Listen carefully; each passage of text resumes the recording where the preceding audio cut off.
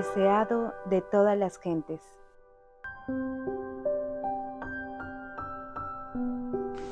Los sacerdotes se jactaban de su piedad, aseveraban ser los guardianes del pueblo, pero carecían en absoluto de simpatía y compasión.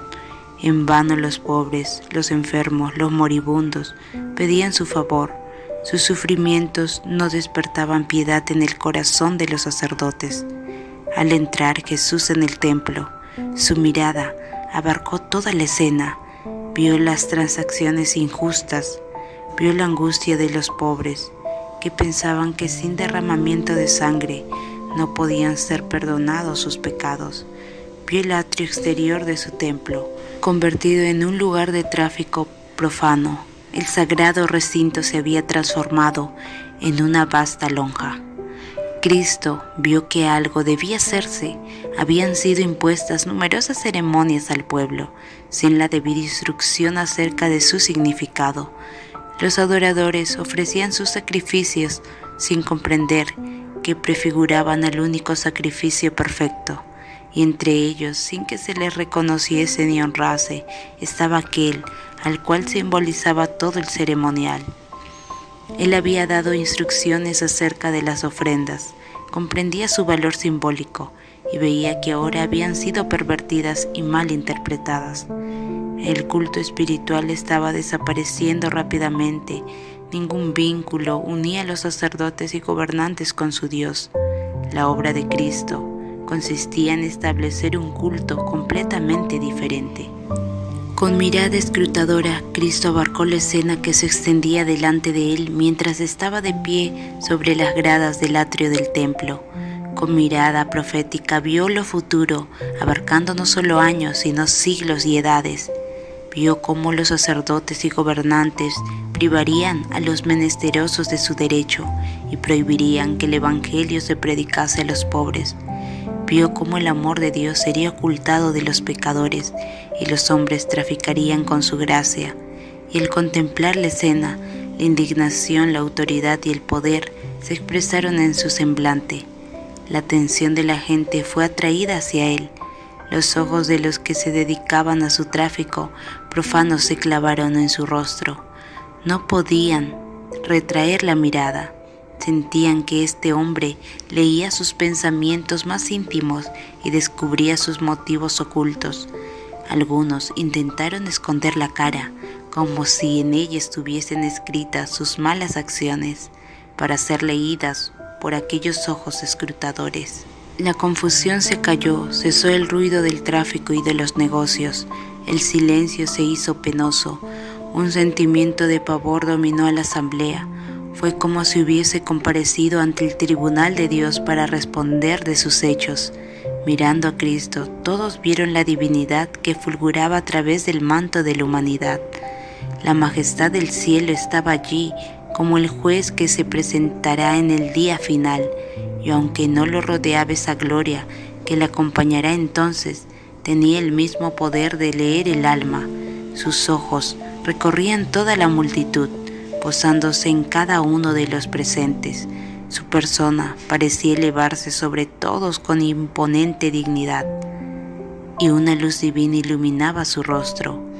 Habló y su voz clara y penetrante, la misma que sobre el monte Sinaí había proclamado la ley que los sacerdotes y príncipes estaban transgrediendo, se oyó repercutir por las bóvedas del templo: «Quitad de aquí esto, y no hagáis la casa de mi padre casa de mercado». Descendiendo lentamente de las gradas y alzando el látigo de cuerdas que había recogido al entrar en el recinto, ordenó a la hueste de traficantes que se apartase de las dependencias del templo. Con un celo y una severidad que nunca manifestó antes, derribó las mesas de los cambiadores, las monedas cayeron y dejaron oír su sonido metálico en el pavimento de mármol. Nadie pretendió poner en duda su autoridad. No se atrevió a detenerse para recoger las ganancias ilícitas. Jesús no los hirió con el látigo de cuerdas, pero en su mano el sencillo látigo parecía ser una flamígera espada. Los oficiales del templo los sacerdotes, especuladores, los cambiadores y los negociantes en ganado huyeron del lugar con sus ovejas y bueyes, dominados por un solo pensamiento, el de escapar a la condenación de su presencia. El pánico se apoderó de la multitud que sentía el predominio de su divinidad. Gritos de terror escaparon de centenares de labios pálidos. Aún los discípulos temblaron, les causaron pavor las palabras y los modales de Jesús tan diferentes de su conducta común. Recordaron que se había escrito acerca de él: me consumió el celo de tu casa. Pronto la tumultuosa muchedumbre fue alejada del templo con toda su mercadería. Los atrios quedaron libres de todo tráfico profano, y sobre la escena de confusión descendió un profundo y solemne silencio. La presencia del Señor, que antiguamente santificara el monte, había hecho sagrado el templo levantado en su honor. En la purificación del templo, Jesús anunció su misión como Mesías y comenzó su obra. Aquel templo, erigido para morada de la presencia divina, estaba destinado a ser una lección objetiva para Israel y para el mundo. Desde las edades eternas había sido el propósito de Dios que todo ser creado, desde el resplandeciente y santo serafín hasta el hombre, fuese un templo para que en él habitase el Creador. A causa del pecado, la humanidad había dejado de ser templo de Dios. Ensombrecido y contaminado por el pecado, el corazón del hombre no revelaba la gloria del ser divino. Pero por la encarnación del Hijo de Dios se cumple el propósito del cielo. Dios mora en la humanidad y mediante la gracia salvadora, el corazón del hombre vuelve a ser su templo. Dios quería que el templo de Jerusalén fuese un testimonio continuo del alto destino ofrecido a cada alma, pero los judíos no habían comprendido el significado del edificio que consideraban con tanto orgullo. No se entregaban a sí mismos como santuarios del Espíritu Divino. Los atrios del templo de Jerusalén, llenos del tumulto de un tráfico profano, representaban con demasiada exactitud el templo del corazón, contaminado por la presencia de las pasiones sensuales y de los pensamientos profanos. Al limpiar el templo de los compradores y vendedores mundanales, Jesús anunció su misión de limpiar el corazón de la contaminación del pecado, de los deseos terrenales, de las concupiscencias egoístas, de los malos hábitos que corrompen el alma. Vendrá a su templo el Señor a quien vosotros buscáis, y el ángel del pacto, a quien deseáis vosotros.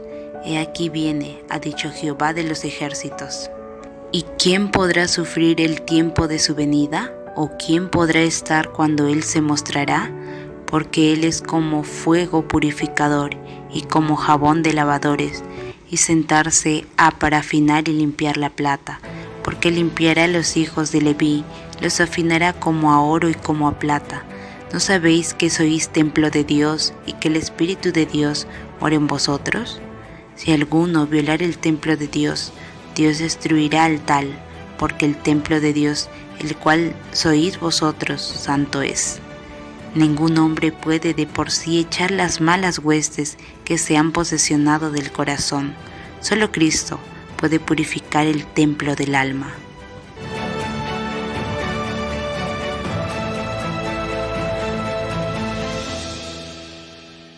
Continuaremos.